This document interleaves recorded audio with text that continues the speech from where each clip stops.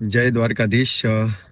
આજે ગુજરાતી સિનેમાનો સુવર્ણ દિવસ છે. આજે હરેક ગુજરાતીઓના ઘરે લાપસી થશે, કારણ કે આજે ગુજરાતી સિનેમાનું એક ફિલ્મ 100 કરોડ એટલે કે બહુ જ મોટી વાત છે. કારણ કે આ હરેક હરેક ગુજરાતીઓનું સપનું હતું કે ફિલ્મ 100 કરોડ કમાય. એમાં ખાસ કરીને ગુજરાતી સિનેમા માટે જે લોકોએ કામ કર્યું છે, every film maker, actor, musician, producer, કે જેણે એનો દિવસ રાત એક કરીને ગુજરાતી સિનેમાને અહીંયા સુધી પહોંચાડી છે. અમે તો જો કે પ્રભુ કૃપા થઈ છે, અમે તો હજી બહુ નાના છીએ અને આ દિવસ પ્રભુએ દેખાડ્યો છે, એટલે અમારી માટે તો પ્રભુ કૃપા જ છે. અને ખાસ દ્વારકાધીશ એટલે કે કે આખી દુનિયાનો હીરો, સુપર હીરો, એનાથી મોટો કોઈ હીરો છે નહીં.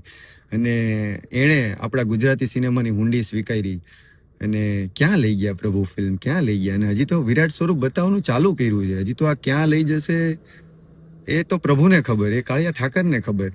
અને એનાથી નહીં કે એ જે સુપર હીરો છે અને એક બીજો સુપર હીરો જે છે આપણી ઓડિયન્સ, ગુજરાતી જનતા. ક્યાં બાત હે યાર, ક્યાં બાત હે. ક્યાં પહોંચાડ્યું તમે લોકોએ યાર ગુજરાતી ફિલ્મને.